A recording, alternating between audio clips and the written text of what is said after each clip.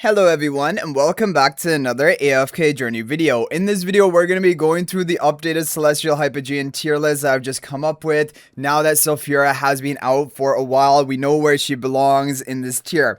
Okay, so we're going to lead it off with the more Dream Realm focused heroes first of all. So twins are still, even though they've come out over a year and a half ago, they are still the most powerful support for Dream Realm in the entire game. They are a must-have hero, the number one priority, first hero to take to Supreme Plus for new players on their account. They are still so strong, and I'm hoping they continue to be good in the future as well. But just one thing to keep in mind is another Celestial support should be coming fairly soon, because we already have had repeated basically classes for Celestial. The only one left to happen is going to be support.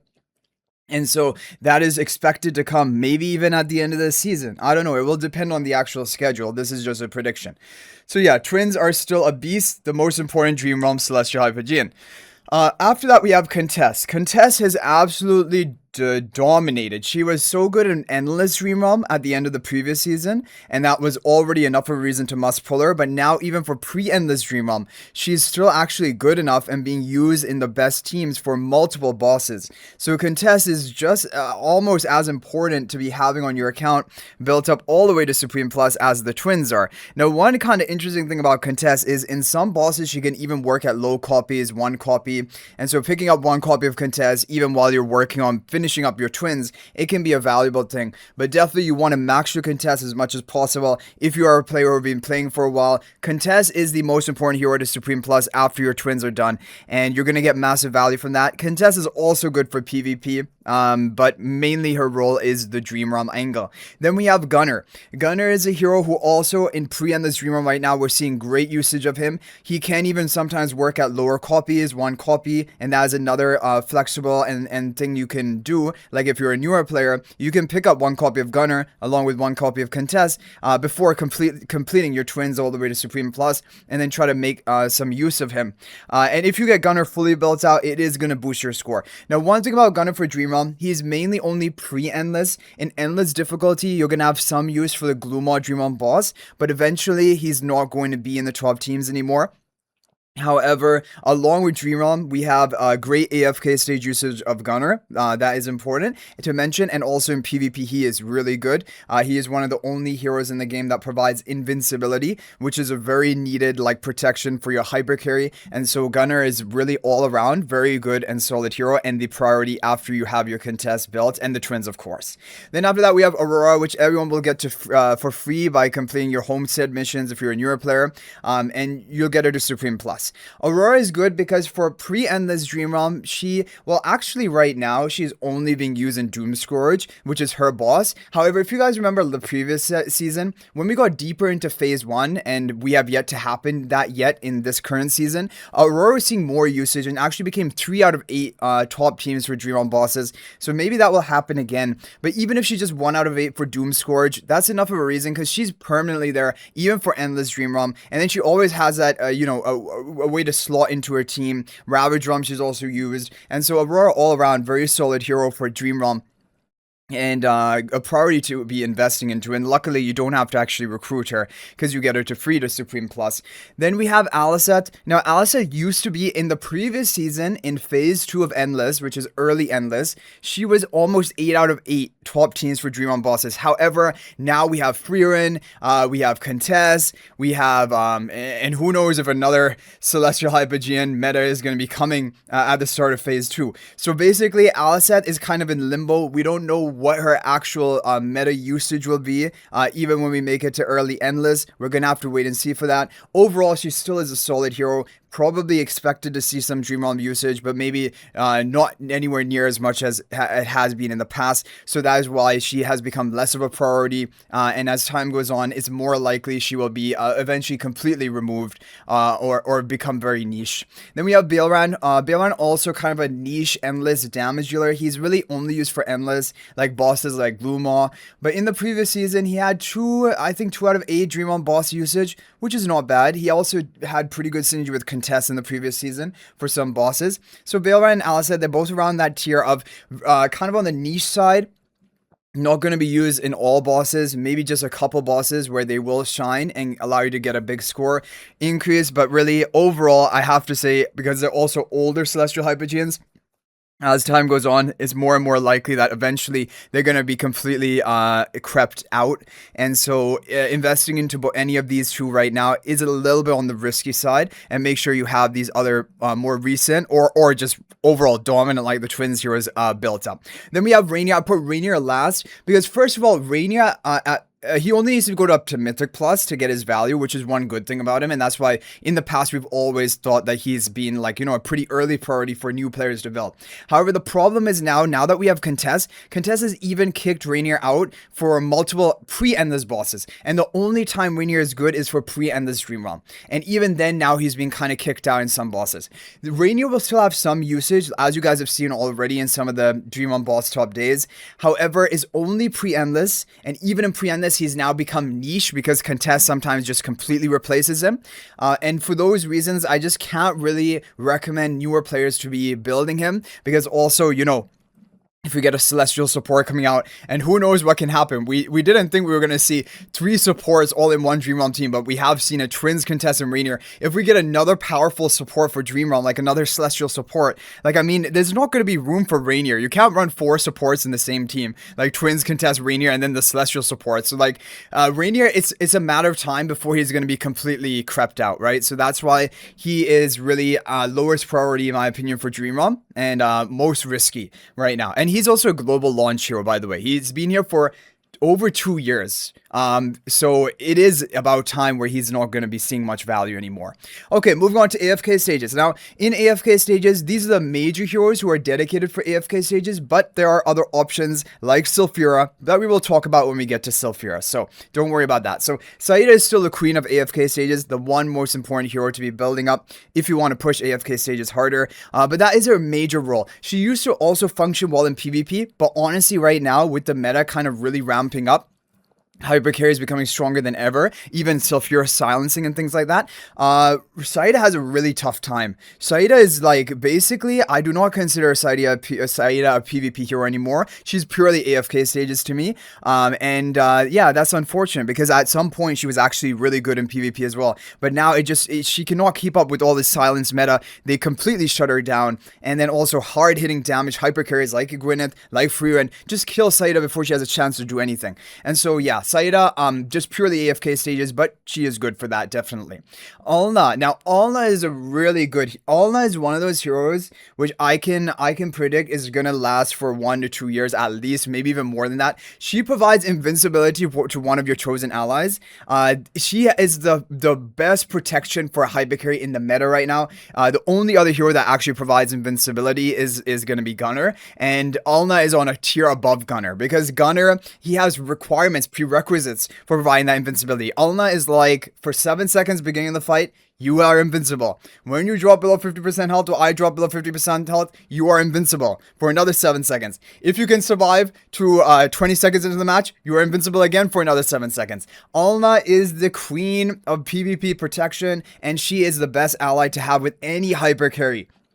She's such a strong hero for PvP. But we put it in AFK stages because for AFK stages as well, if you're a high pusher to the high deficit, cutting edge stages, you need Alna because that protection is essential against those stages. So overall, Alna is a beast of a hero. Obviously, she's not good in Dream Realm at all, but AFK stages in PvP, she is a monster. So she's really strong. Then we have Mehira. Mehira is more AFK stages. She can work at 1 copy when you're an early game player.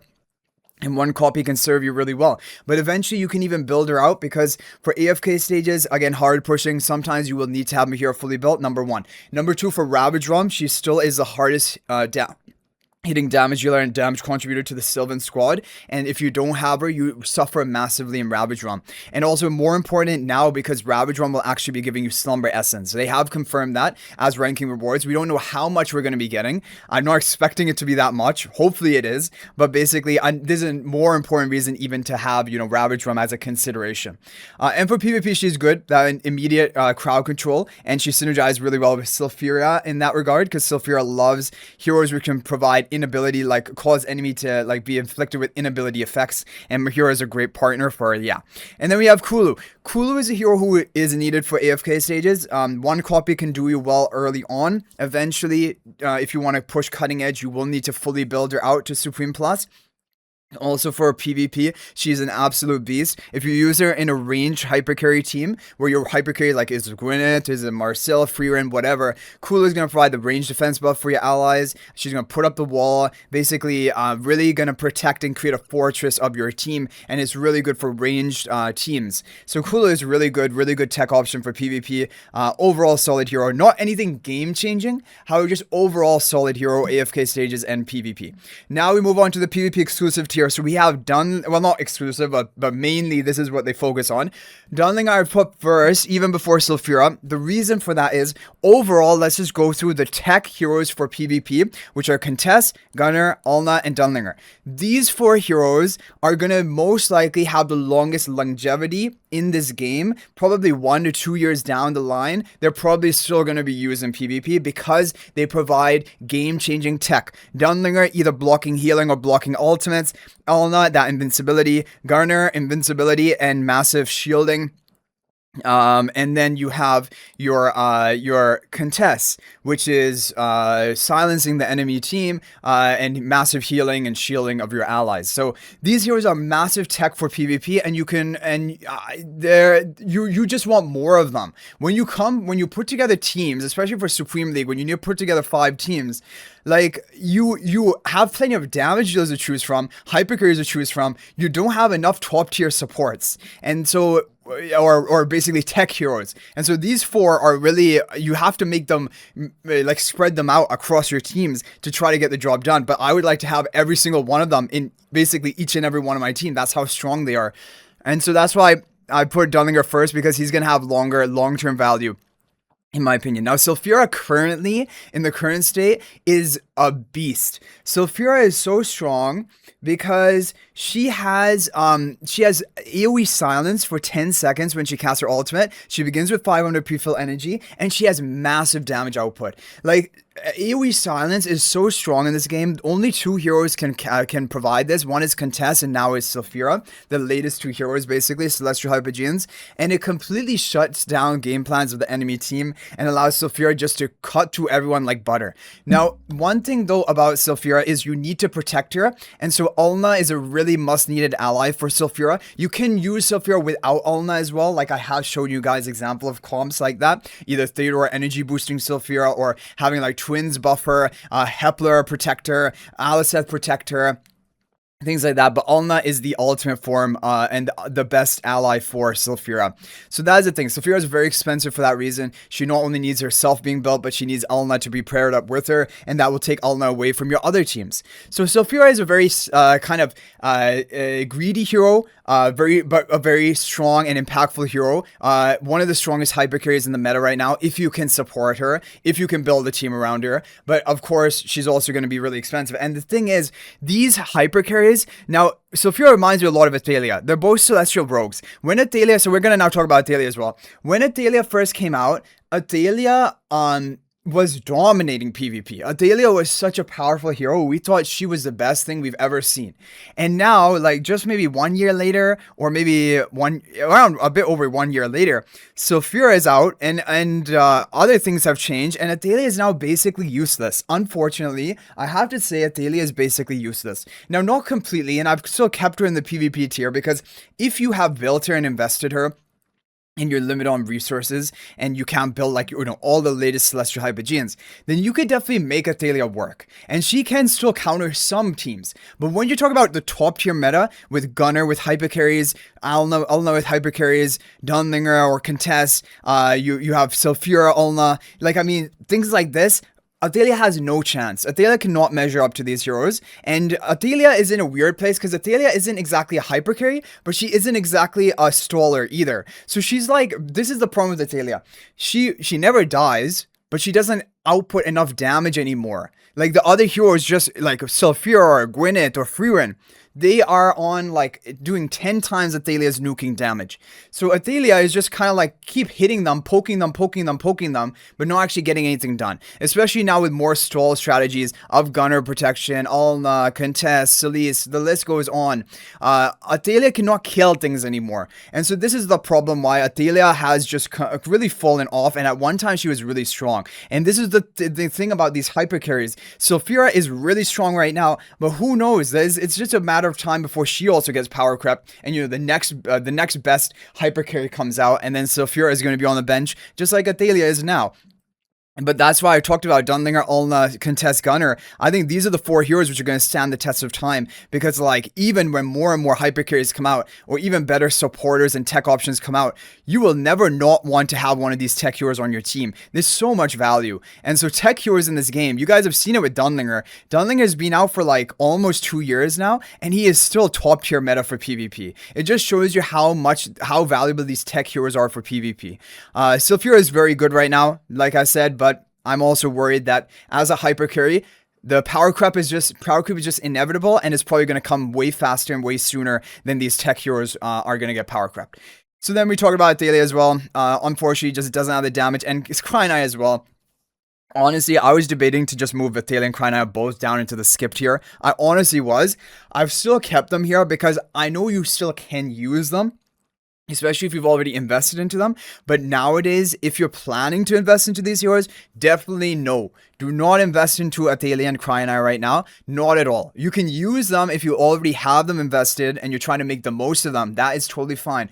But if you're a newer player, you haven't invested into them yet, skip them completely, because they're just not able to compete with the other top tier meta. And Cryonaia, she's a hyper carry, and even Athalia, kind of like a hyper carry, but they're worse than the main faction or even Phraesto as a hyper carry. Phraesto is way better a hyper carry than either of these two combined, Athalia and Cryonaia. So this is the thing, right? The Celestial Hypogeans are not immune to power creep even from main factional heroes or dimensional faction heroes. So be really wary of that when it comes to is spending on PvP hyper carries. Tech options, yeah, Celestial Hypogeans always somehow dominate the tech, but when it comes to hyper carries, main factions and dimensional can outperform even Celestial Hypogean, and it just keeps happening. And then we have the skip tier. So we have Phraesto Harak. I've now moved them into the skip tier. For a long time, they were in the Dream Realm category, because, Necrodraken was still around, Harak still had some use, but now they're basically completely done. There will be some very, very niche cases. Maybe you'll see Phraesto in a Dream Realm team 1 or 2 times per season. Harak, probably not, but you will see both of these at Ravage Realm at the end of the season. However, as time goes on, more heroes are added into the roster of the squads. It will be more and more likely that these heroes will eventually become completely extinct. So nowadays, you do not even want to touch these heroes. You get your one free copy of Phraesto, try to use that whenever needed, and you completely skip Harak. These heroes are just not at all good. If you think Aliceth and Baelran are on the verge of being power crept out of the meta, these 2 heroes are long gone past that point. They're basically completely out now.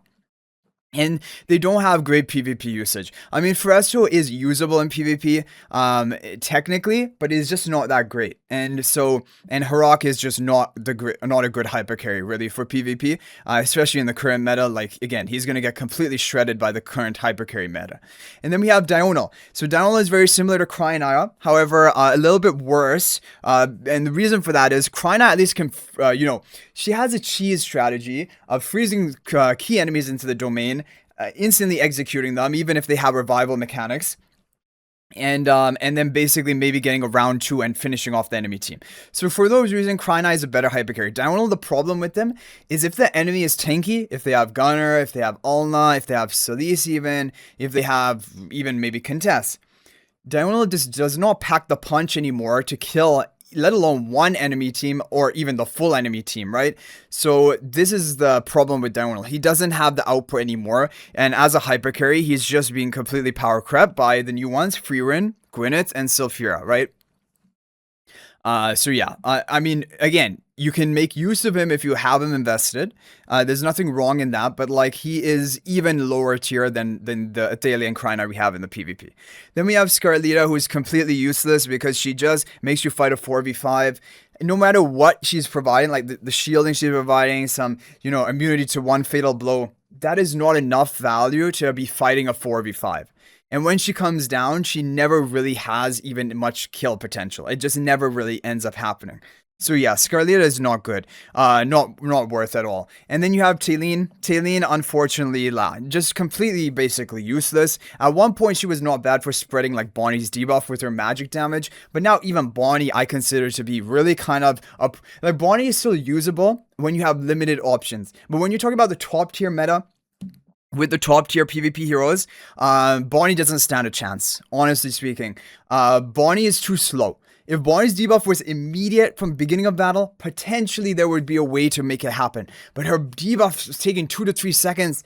It's very, very bad. And nowadays as well, everyone is positioning their Phantomal in the rearmost tile. So if like you have your Bonnie, okay, you have to wait 3 seconds and then the debuff is going to go off onto the Phantomal, which is completely a waste for you. Okay, then you have to wait until it spreads to at least one enemy target that's actually going to give you value.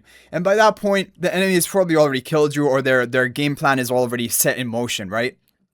And so yeah, and then Berial is completely useless. And like these heroes, you can rest assured, honestly speaking, you might be thinking, what if they get a Supreme Plus skill upgrade? Could they then become meta somehow? Honestly speaking, there's like a 0.5% chance that any of these heroes after getting an S plus skill upgrade is actually going to become meta, because they are so far away. They would need so much of an improvement on their S Supreme Plus to actually make it in here. If you're already using a hero, or if a hero is already like a tech hero, like maybe even Phraesto can be somewhat considered a tech. Maybe a Supreme Plus skill upgrade of Phraesto could be somewhat interesting. But when it's a hyper carry, or and that's basically the role of a lot of these heroes here, the Supreme Plus skill upgrade is never going to be enough, because they're so far away from the current meta hyper carries that I just cannot ever see it. But if it's a tech hero, then I could make, like, and you know, when we do get a Gunnar skill S plus skill upgrade, Alna, Contess, then I would be very, or even Mehira, I'd be very excited to, or even Kulu. I'd be very excited to see what those would be, because they're already tech heroes, and maybe, you know, double down the tech, add a new tech in. That would be amazing. But anyway, guys, that is going to be it for this priority tier list for the Celestial Hypogeans. Hopefully it is helpful. You can share your thoughts and opinions in the comment section down below. And just, I want to reiterate something, and I want to summarize something.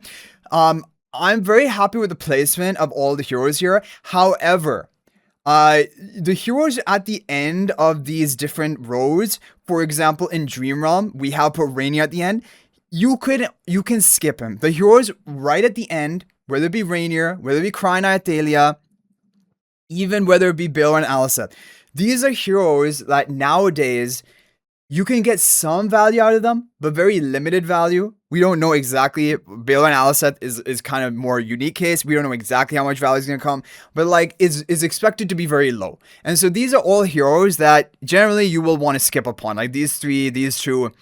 You can skip on Kulu if you're an AFK stage pusher. So like AFK stages, you have to build out all of these. And by the way, you have to build Sylphira for AFK stage. I think I forgot to mention Sylphira in AFK stage, but Sylphira is an absolute beast for high deficit AFK stages. She is in almost all the record formations once you get to a certain point.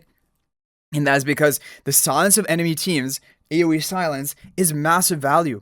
It basically makes it almost like child's play to deal with enemy teams, which otherwise would have very impactful skills. And then also Sylphira just has high damage output of her own. So like not only is she silencing them, she's also going to have that damage output. And so Sylphira is a beast in AFK stages. But yeah, I mean, I really just want to re-emphasize this point. Aliceth, Baelran, Reinier, Athalia, Cryonaia. All 5 of these are on the verge of being moved to the skip tier. So do keep that in mind if you are planning to invest in them. Aliceth, I think, and maybe even Baelran, are probably some of the more safer investments. Aliceth also is really nice as a tech option for PvP. And she probably is going to have some decent Dream Realm usage, just not as good as before.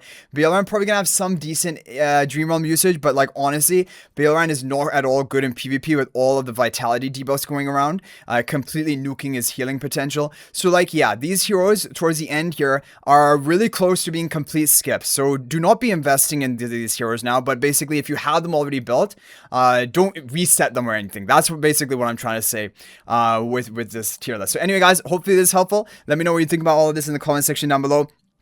Good luck if you are planning to recruit any heroes right now. And if you, by the way, don't have enough resources to get a hero all the way up to Supreme or Supreme Plus, don't even bother summoning right now, because new Celestial Hypogeans are always coming out. Each and every phase a new one will be coming out. They may be more meta than the previous one, and so you always want to save until you can instantly Supreme Plus a Celestial Hypogean, or minimum Supreme Ascension it, and then you can go in. You can go in for that hero. And until then, just keep saving. So I hope you guys enjoyed the video. Thank you all so much for watching. That is going to be it for this one. And if you're thinking about making a purchase in AFK Journey, please use my affiliate link for the official Farlight store. This is the best way you can support me and also gain 5% bonus dragon crystals on your purchase. My affiliate link is in the description of this video in a pinned comment, and you can actually bookmark this link in your browser, and whenever you're planning to make a purchase, just return to the bookmark link and make your purchase. It will support me and be greatly appreciated. So thanks for watching. I'll hopefully see you in the next video, and until then, everyone, peace out for now.